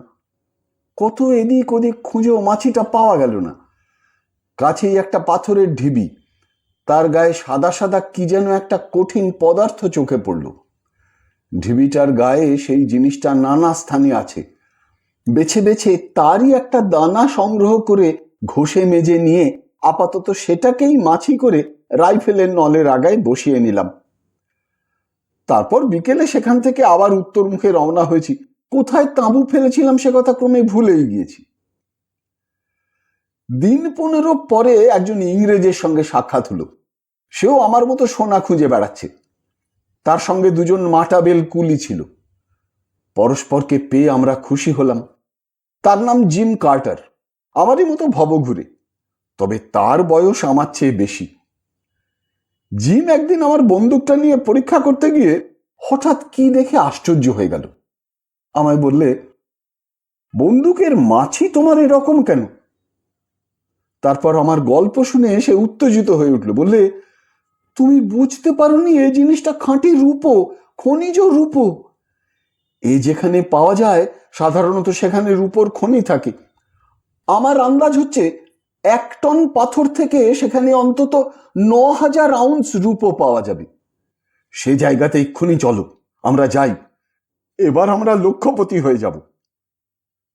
সংক্ষেপে বলি, তারপর কার্টারকে সঙ্গে নিয়ে আমি যে পথে এসেছিলাম সেই পথে আবার গেলাম। কিন্তু 4 মাস ধরে কত চেষ্টা, কত অসহ্য কষ্ট পেয়ে, কতবার বিরাট দিগদিশাহীন মরুভূমিবৎ ভেল্ডের মধ্যে হারিয়ে মৃত্যুর দ্বার পর্যন্ত পৌঁছেও কিছুতেই আমি সে স্থান নির্ণয় করতে পারলাম না। যখন সেখান থেকে সেবার তাঁবু উঠিয়ে দিয়েছিলাম অত লক্ষ্য করিনি জায়গাটা। আফ্রিকার ভেল্ডে কোনো চিহ্ন বড় একটা থাকে না যার সাহায্যে পুরনো জায়গা খুঁজে বার করা যায়। সবই যেন একরকম। অনেকবার হয়রান হয়ে শেষে আমরা রূপোর খনির আশা ত্যাগ করে গুয়াই নদীর দিকে চললাম। জিম কার্টার আমাকে আর ছাড়লে না। তার মৃত্যু পর্যন্ত আমার সঙ্গেই ছিল। তার সে শোচনীয় মৃত্যুর কথা ভাবলে এখনো আমার কষ্ট হয়। তৃষ্ণার কষ্টই এই ভ্রমণের সময় সবচেয়ে বেশি কষ্টের বলে মনে হয়েছে আমাদের কাছে। তাই এখন থেকে আমরা নদী পথ ধরে চলবো এই স্থির করা গেল। বনের জন্তু শিকার করে খাই, আর মাঝে মাঝে কাফির বস্তি যদি পাই সেখান থেকে মিষ্টি আলু, মুরগি প্রভৃতি সংগ্রহ করি। একবার অরেঞ্জ নদী পার হয়ে প্রায় 50 মাইল দূরবর্তী একটা কাফির বস্তিতে আশ্রয় নিয়েছি। সেদিন দুপুরের পরে কাফির বস্তির মোড়লের মেয়ে হঠাৎ ভয়ানক অসুস্থ হয়ে পড়ল। আমরা দেখতে গেলাম। 5-6 বছরের একটা ছোট্ট উলঙ্গ মেয়ে মাটিতে পড়ে গড়াগড়ি দিচ্ছে। তার পেটে নাকি ভয়ানক ব্যথা। সবাই কাঁদছে ও দাপাদাপি করছে। মেয়েটার ঘাড়ে নিশ্চয়ই দানও চেপেছে, ওকে মেরে না ফেলে ছাড়বে না। তাকেও তার বাপ মাকে জিজ্ঞাসা করে এইটুকু জানা গেল সে বনের ধারে গিয়েছিল, তারপর থেকে তাকে ভূতে পেয়েছে। আমি ওর অবস্থা দেখে বুঝলাম কোনো বনের ফল বেশি পরিমাণে খেয়ে ওর পেট কামড়াচ্ছে। তাকে জিজ্ঞাসা করা হলো কোনো বনের ফল সে খেয়েছিল কিনা। সে বলল, হ্যাঁ খেয়েছিল। কাঁচা ফল? মেয়েটা বললে, ফল নয়, ফলের বীজ। সে ফলের বীজই খাদ্য। 1 ডোজ হোমিওপ্যাথিক ওষুধে তার ভূত ছেড়ে গেল। আমাদের সঙ্গে ওষুধের বাক্স ছিল। গ্রামে আমাদের খাতির হয়ে গেল খুব। 15 দিন আমরা সেই গ্রামের সর্দারের অতিথি হয়ে রইলাম। ইলান্ডো হরিণ শিকার করি আর রাত্রে কাফিরদের মাংস খেতে নিমন্ত্রণ করি। বিদায় নেবার সময় কাফির সর্দার বললে, তোমরা সাদা পাথর খুব ভালোবাসো না? বেশ খেলবার জিনিস, নেবে সাদা পাথর? দাঁড়াও দেখাচ্ছি। একটু পরে সে একটা ডুমুর ফলের মতো বড় সাদা পাথর আমাদের হাতে এনে দিলে। জিম ও আমি বিস্ময়ে চমকে উঠলাম। জিনিসটা হিরে, খনি বা খনির উপরকার উপলাকীর্ণ মৃত্তিকা স্তর থেকে প্রাপ্ত পালিশ না করা হীরক খণ্ড। কাফির সর্দার বললে, এটা তোমরা নিয়ে যাও। ওই যে দূরের বড় পাহাড় দেখছো, ধোঁয়া ধোঁয়া, এখান থেকে হেঁটে গেলে একটা চাঁদের মধ্যে ওখানে পৌঁছে যাবে। ওই পাহাড়ের মধ্যে এরকম সাদা পাথর অনেক আছে বলে শুনেছি, আমরা কখনো যাইনি। জায়গা ভালো নয়, ওখানে বুনিপ বলে উপদেবতা থাকে। অনেক চাঁদ আগেকার কথা, আমাদের গ্রামের 3 জন সাহসী লোক কারো বারণ না শুনে ওই পাহাড়ে গিয়েছিল, আর ফেরেনি। আর একবার একজন তোমাদের মতো সাদা মানুষ এসেছিল, সেও অনেক অনেক চাঁদ আগে, আমরা দেখিনি, আমাদের বাপ ঠাকুর দাদাদের আমলের কথা। সে গিয়েও আর ফেরেনি। কাফির গ্রাম থেকে বার হয়েই পথে আমরা ম্যাপ মিলিয়ে দেখলাম, দূরের ধোঁয়া ধোঁয়া অস্পষ্ট ব্যাপারটা হচ্ছে রিক্টার্সভেল্ড পর্বত শ্রেণী, দক্ষিণ আফ্রিকার সর্বাপেক্ষা বন্য, অজ্ঞাত, বিশাল ও বিপদসংকুল অঞ্চল। কোনো সভ্য মানুষ সে অঞ্চলে পদার্পণ করেনি, 2-1 দুর্ধর্ষ দেশ আবিষ্কারক বা ভৌগোলিক বিশেষজ্ঞ ছাড়া।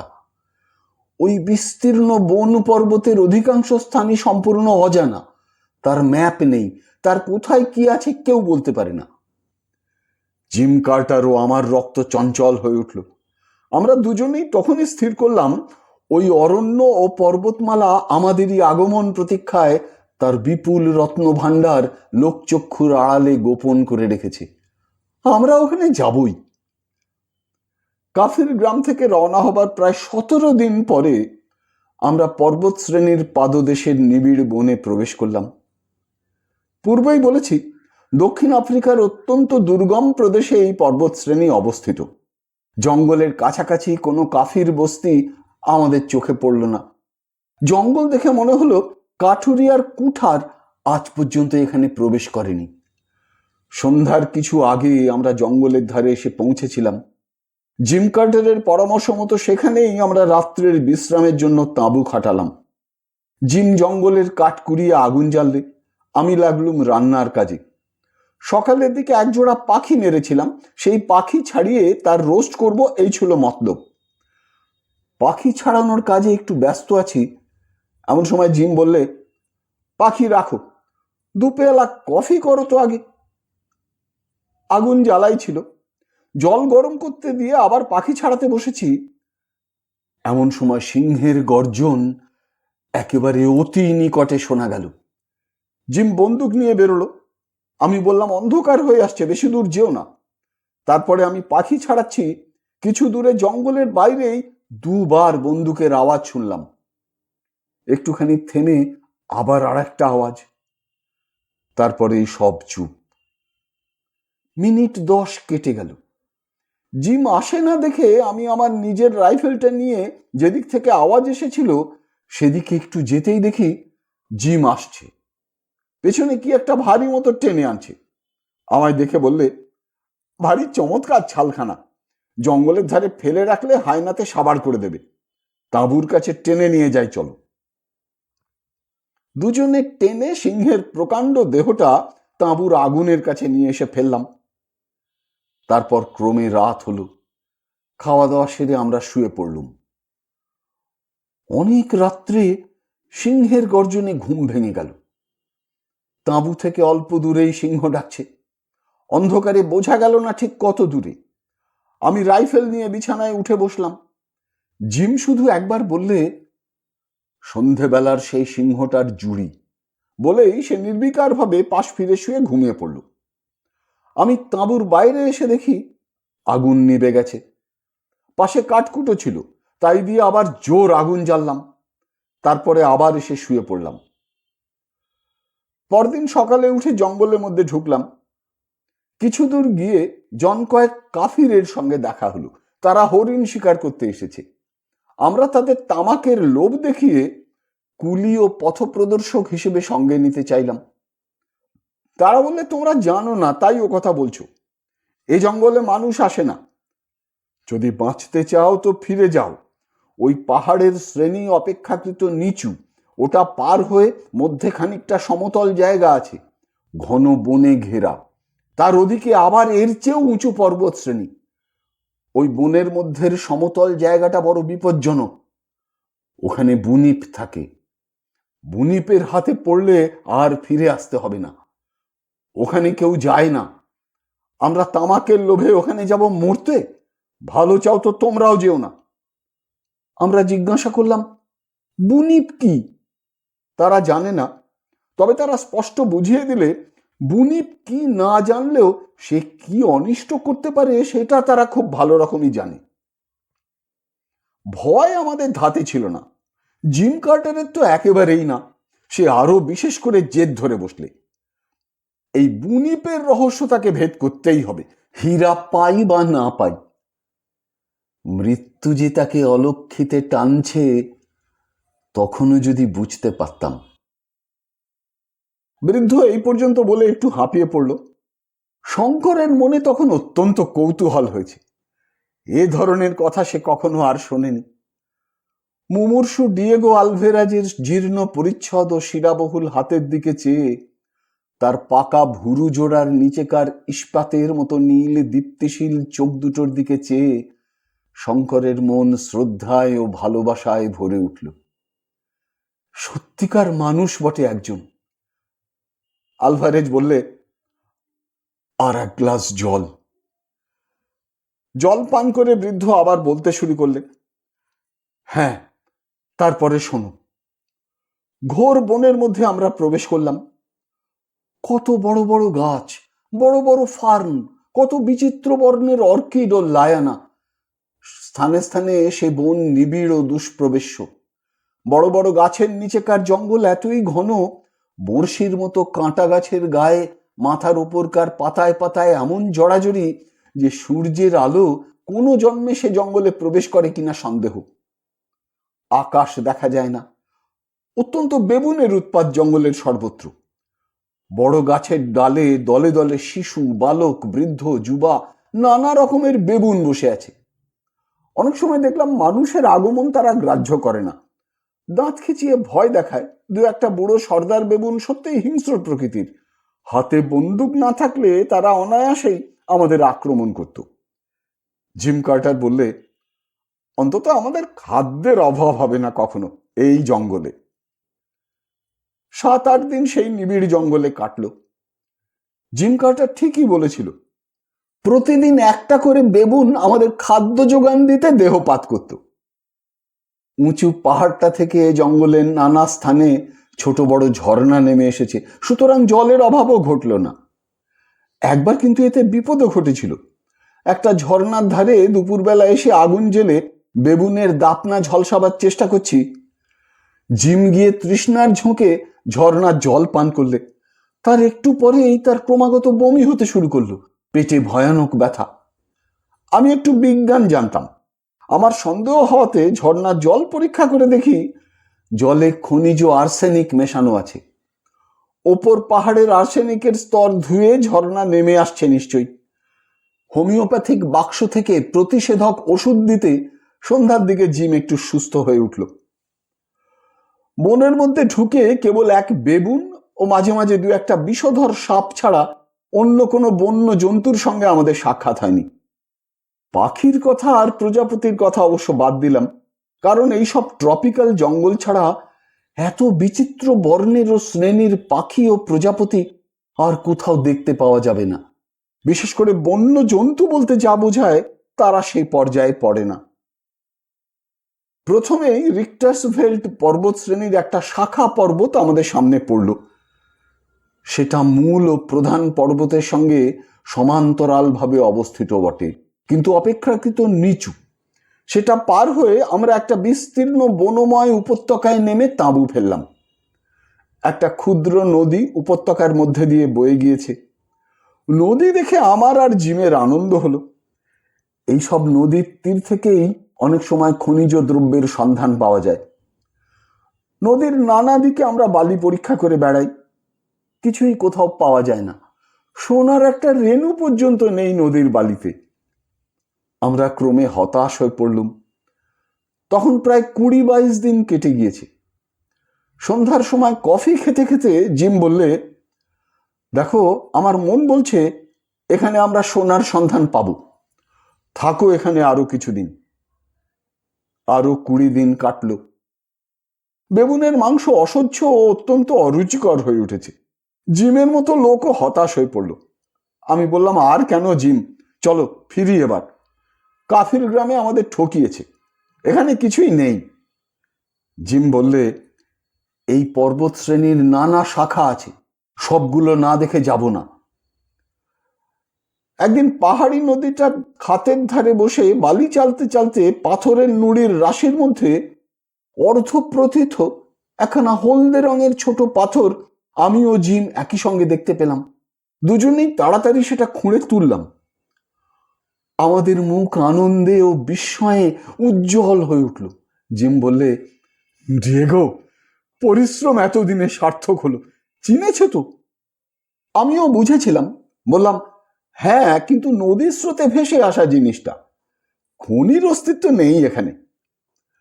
পাথরখানা দক্ষিণ আফ্রিকার বিখ্যাত হলদে রঙের হীরকের জাত। অবশ্য খুব আনন্দের কোনো কারণ ছিল না, কারণ এতে মাত্র এটাই প্রমাণ হয় যে এই বিশাল পর্বতশ্রেণীর কোনো অজ্ঞাত দুর্গম অঞ্চলে হলদে হীরকের খনি আছে। নদীর স্রোতে ভেসে এসেছে তা থেকে একটা স্তরের একটা টুকরো। সে মূল খনি খুঁজে বার করা অমানুষিক পরিশ্রম, ধৈর্য ও সাহস সাপেক্ষ। সে পরিশ্রম, সাহস ও ধৈর্যের অভাব আমাদের ঘটত না, কিন্তু যে দৈত্য ওই রহস্যময় বনপর্বতের অমূল্য হীরকখনির প্রহরী, সে সম্পূর্ণ অপ্রত্যাশিতভাবে আমাদের বাধা দিলে। একদিন আমরা বনের মধ্যে একটা পরিষ্কার জায়গায় বসে সন্ধ্যার দিকে বিশ্রাম করছি। আমাদের সামনে পরিষ্কার জায়গাতে একটা তাল গাছ। তাল গাছের তলায় গুঁড়িটা ঘিরে খুব ঘন বনঝোপ। হঠাৎ আমরা দেখলাম কিসে যেন অত বড় তাল গাছটা এমন নাড়া দিচ্ছে যে তার ওপরকার শুকনো ডালপালাগুলো খড়খড় করে নড়ে উঠছে, যেমন নড়ে ঝড় লাগলে। গাছটাও সেই সঙ্গে নড়ছে। আমরা আশ্চর্য হয়ে গেলাম, বাতাস নেই কোনো দিকে, অথচ তাল গাছটা নড়ছে কেন? আমাদের মনে হলো কে যেন তাল গাছের গুঁড়িটা ধরে ঝাঁকি দিচ্ছে। জিম তখনই ব্যাপারটা কি দেখতে গুঁড়ির তলায় সেই জঙ্গলটার মধ্যে ঢুকলো। সে ওর মধ্যে ঢুকবার অল্পক্ষণ পরেই আমি একটা আর্তনাদ শুনতে পেয়ে রাইফেল নিয়ে ছুটে গেলুম। ঝোপের মধ্যে ঢুকে দেখি জিম রক্তাক্ত দেহে বনের মধ্যে পড়ে আছে। কোনো ভীষণ বলবান জন্তুতে তার মুখের সামনে থেকে বুক পর্যন্ত ধারালো নখ দিয়ে চিরে ফেঁড়ে ফেলেছে, যেমন পুরনো বালিশ ফেঁড়ে তুলো বার করে তেমনি। জিম শুধু বললে, সাক্ষাৎ শয়তান, মূর্তিমান শয়তান। হাত দিয়ে ইঙ্গিত করে বললে, পালাও পালাও। তারপরেই জিম মারা গেল। তাল গাছের গায়ে দেখি যেন কিসের মোটা ও শক্ত চোঁচ লেগে আছে। আমার মনে হলো কোনো ভীষণ বলবান জানোয়ার তাল গাছের গায়ে গা ঘষছিল, গাছটা ওরকম নড়ছিল সেই জন্যেই। জন্তুটার কোনো পাত্তা পেলাম না। জিমের দেহ ফাঁকা জায়গায় বার করে আমি রাইফেল হাতে ঝোপের ওপারে গেলুম। সেখানে গিয়ে দেখি মাটির ওপরে কোনো অজ্ঞাত জন্তুর পায়ের চিহ্ন, তার মোটে 3টে আঙুল পায়ে। কিছু দূর গেলুম পায়ের চিহ্ন অনুসরণ করে। জঙ্গলের মধ্যে খানিকটা গিয়ে একটা গুহার মধ্যে পদচিহ্নটা ঢুকে গেল। গুহার প্রবেশ পথের কাছে শুকনো বালির ওপরে ওই অজ্ঞাত ভয়ঙ্কর জানোয়ারটার বড় বড় 3 আঙুলের থাবার দাগ রয়েছে। তখন অন্ধকার হয়ে এসেছে। সেই জনহীন অরণ্যভূমি ও পর্বত বেষ্টিত অজ্ঞাত উপত্যকায় একা দাঁড়িয়ে আমি এক অজ্ঞাততর ভীষণ বলবান জন্তুর অনুসরণ করছি। ডাইনে চেয়ে দেখি প্রায় অন্ধকার সন্ধ্যায় সুউচ্চ ব্যাসাল্টের দেওয়াল খাড়া উঠেছে প্রায় 4000 ফুট। বনে বনে নিবিড় খুব উঁচুতে পর্বতের বাঁশবনের মাথায় সামান্য যেন একটু রাঙা রোদ, কিংবা হয়তো আমার চোখের ভুল, অনন্ত আকাশের আভা পড়ে থাকবে। ভাবলাম, এ সময় গুহার মধ্যে ঢোকা বা এখানে দাঁড়িয়ে থাকা বিবেচনার কাজ হবে না। জিমের দেহ নিয়ে তাঁবুতে ফিরে এলুম। সারা রাত তার মৃতদেহ নিয়ে আগুন জেলে রাইফেল তৈরি রেখে বসে রইলুম। পরদিন জিমকে সমাধিস্থ করে আবার ওই জানোয়ারটার খোঁজে বার হলাম। কিন্তু মুশকিল এই যে সে গুহা এবং সেই তাল গাছটা পর্যন্ত অনেক খুঁজেও কিছুতেই বার করতে পারলুম না। ওরকম অনেক গুহা আছে পর্বতের নানা জায়গায়। সন্ধ্যার অন্ধকারে কোন গুহা দেখেছিলাম কে জানে। সঙ্গীহীন অবস্থায় সেই মহাদুর্গম রিক্টার্সভেল্ড পর্বতশ্রেণীর বনের মধ্যে থাকা চলে না। 15 দিন হেঁটে সেই কাফির বস্তিতে পৌঁছলাম। তারা চিনতে পারলে, খুব খাতির করলে। তাদের কাছে জিমের মৃত্যু কাহিনী বললুম। শুনে তাদের মুখ ভয়ে কেমন হয়ে গেল, ছোট ছোট চোখ ভয়ে বড় হয়ে উঠল। বললে, সর্বনাশ, বুনিপ, ওই ভয়েই ওখানে কেউ যায় না। কাফির বস্তি থেকে আর 5 দিন হেঁটে অরেঞ্জ নদীর ধারে একখানা ডাচ লঞ্চ পেলাম। তাতে করে সভ্য জগতে এসে পৌঁছলাম। আমি আর কখনো রিক্টার্সভেল্ড পর্বতের দিকে যেতে পারিনি। চেষ্টা করেছিলাম অনেক, কিন্তু বুয়র যুদ্ধ এসে পড়ল। যুদ্ধে গেলাম। আহত হয়ে প্রিটোরিয়ার হাসপাতালে অনেকদিন রইলাম। তারপর সেরে উঠে একটা কমলা লেবুর বাগানে কাজ পেয়ে সেখানেই এতদিন ছিলাম। বছর 4-5 শান্ত জীবনযাপন করবার পরে ভালো লাগলো না, তাই আবার বার হয়েছিলাম। কিন্তু বয়স হয়ে গিয়েছে অনেক, ইয়ংম্যান। এবার আমার চলা বোধহয় ফুরোবে। এই ম্যাপখানা তুমি রাখো। এতে রিক্টার্সভেল্ড পর্বত ও যে নদীতে আমরা হীরা পেয়েছিলাম মোটামুটি ভাবে আঁকা আছে। সাহস থাকে সেখানে যেও, বড় মানুষ হবে। বুয়র যুদ্ধের পর ওই অঞ্চলে ওয়াই নদীর ধারে 2-1টা বড় হীরার খনি বেরিয়েছে, কিন্তু আমরা যেখানে হীরা পেয়েছিলাম তার সন্ধান কেউ জানে না। যেও তুমি। ডিয়েগো আলভারেজ গল্প শেষ করে আবার অবসন্নভাবে বালিশের গায়ে ভর দিয়ে শুয়ে পড়ল।